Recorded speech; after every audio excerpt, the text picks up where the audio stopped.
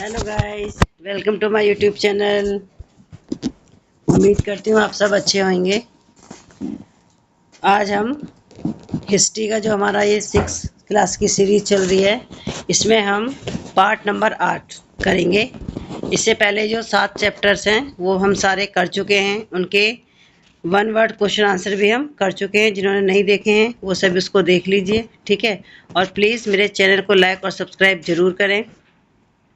चलिए आज हम स्टार्ट करते हैं। चैप्टर का नाम है गांव, शहर और व्यापार। टॉपिक है हमारा लोहे के औजार और खेती। लोहे का प्रयोग आज एक आम बात है। लोहे की चीज़ें हमारी रोज़मर्रा की ज़िंदगी का हिस्सा बन गई हैं। इस उपमहाद्वीप में लोहे का प्रयोग लगभग 3000 साल पहले शुरू हुआ। महापाषाण कब्रों में लोहे के औजार और हथियार बड़ी संख्या में मिले हैं। करीब 2500 वर्ष पहले लोहे के औजारों के बढ़ते उपयोग का प्रमाण मिलता है, जिनमें जंगलों को साफ करने के लिए कुल्हाड़ी और जुताई के लिए हलों के फाल शामिल हैं। नेक्स्ट टॉपिक है हमारा कृषि उत्पादन बढ़ाने के लिए उठाए गए कदम, जैसे सिंचाई, ठीक है। समृद्ध गांव के बिना राजाओं तथा उनके राज्यों का बने रहना मुश्किल था।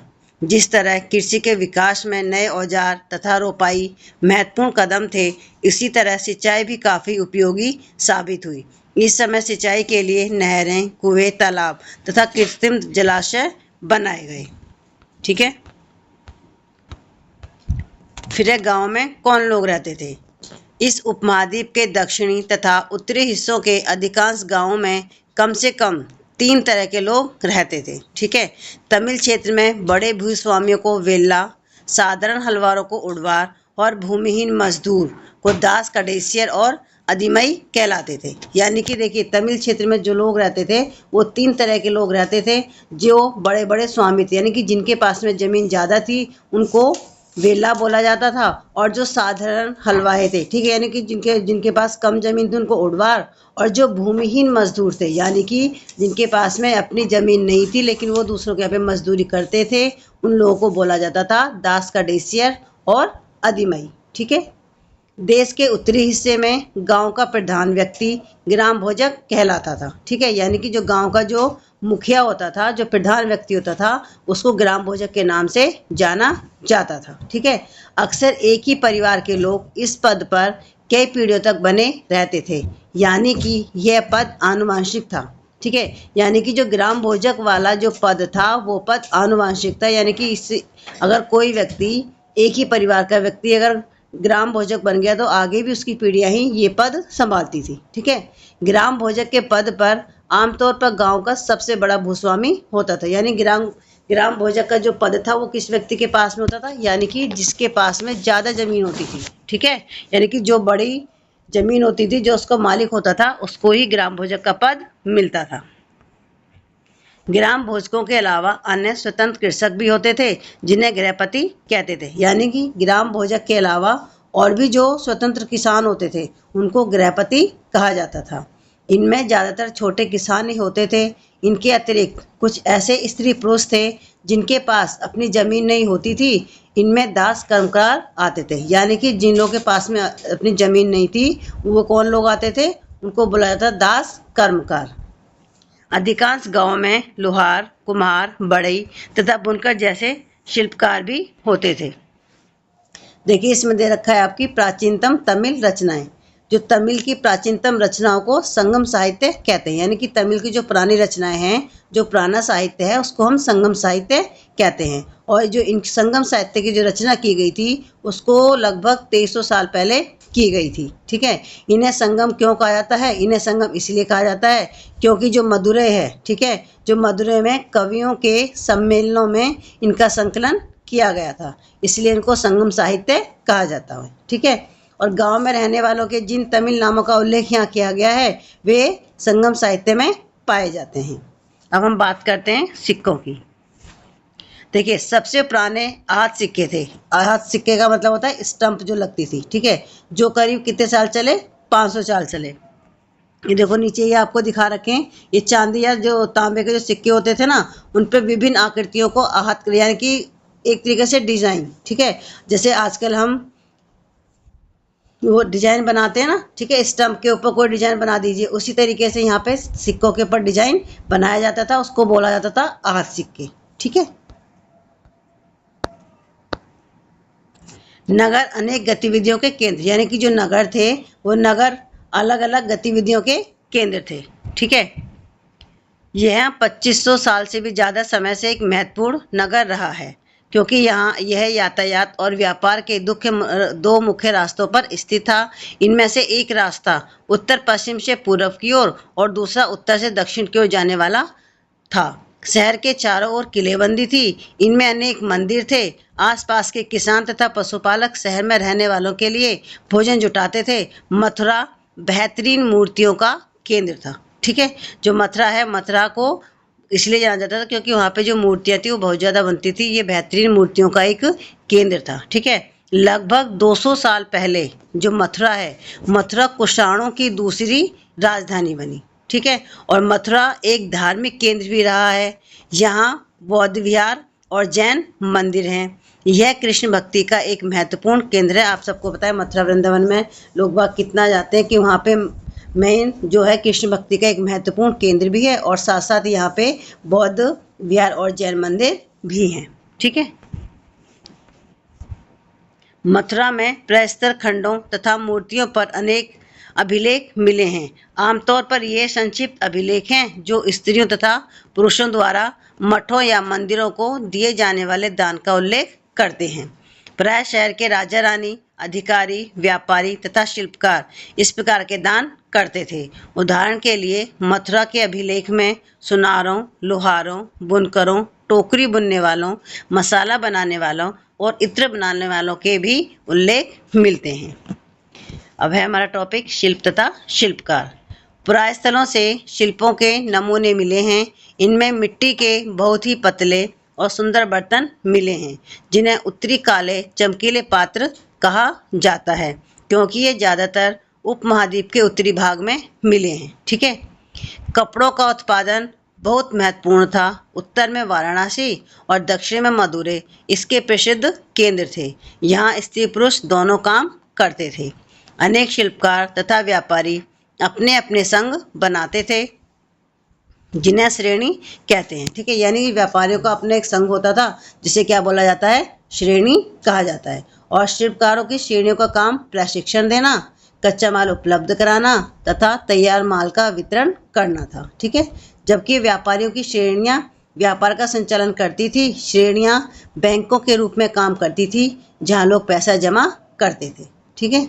इस धन का निवेश लाभ के लिए किया जाता था। उससे मिले लाभ का कुछ हिस्सा जमा करने वालों को लौटा दिया जाता था या फिर मठ आदि धार्मिक संस्थानों को दिया जाता था।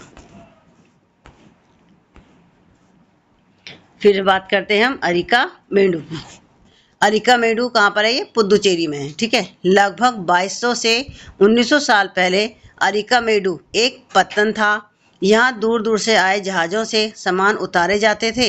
यहाँ ईंटों से बना एक ढांचा मिला है जो संभवतः गोदाम रहा हो।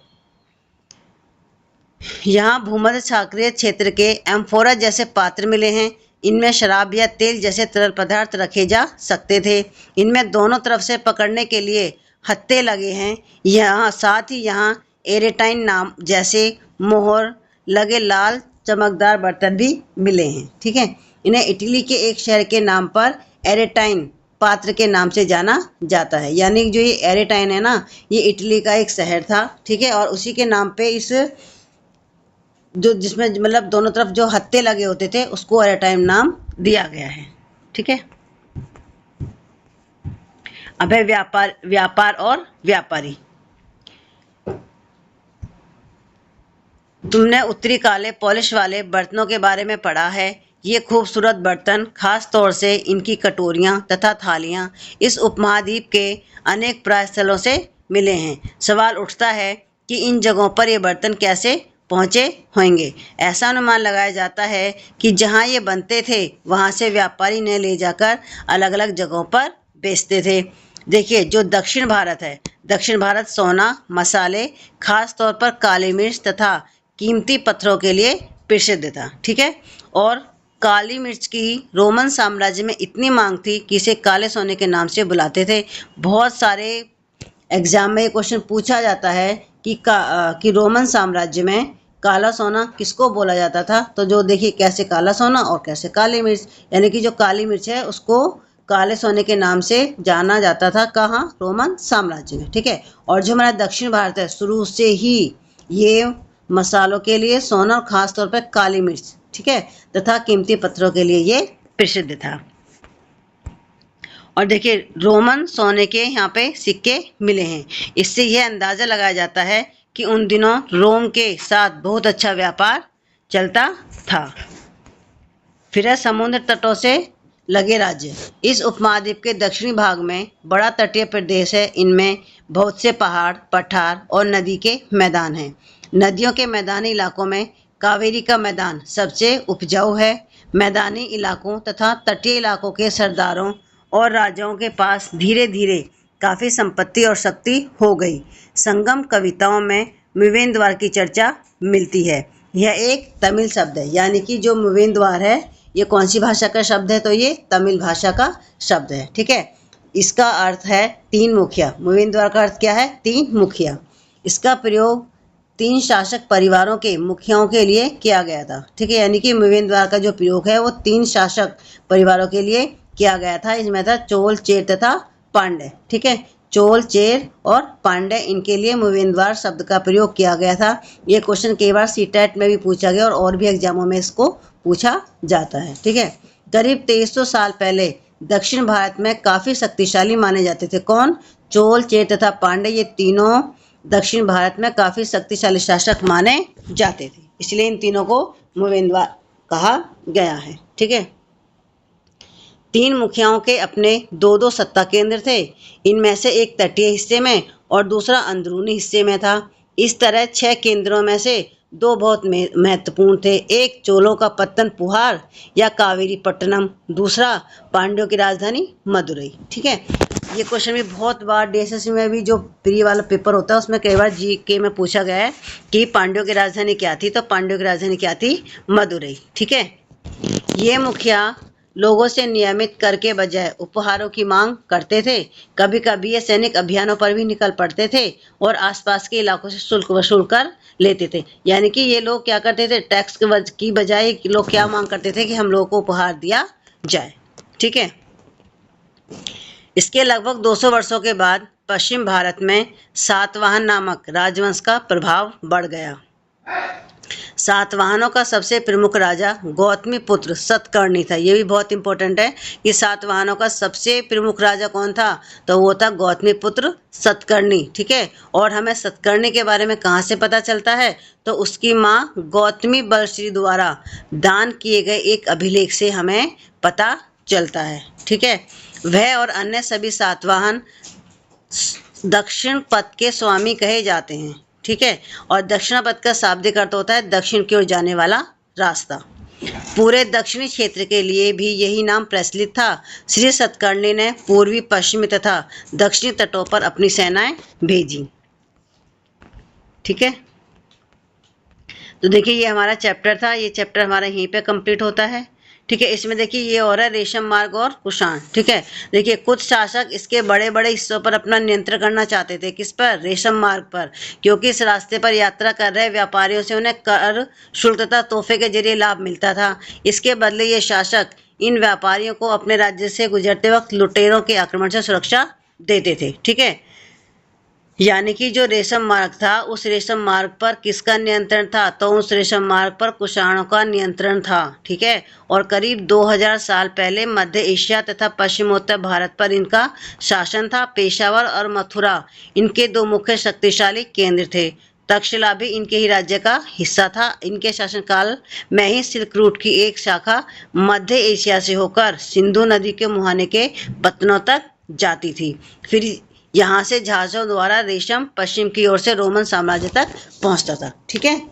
चलिए हमारे चैप्टर यहीं पे ख़त्म होता है।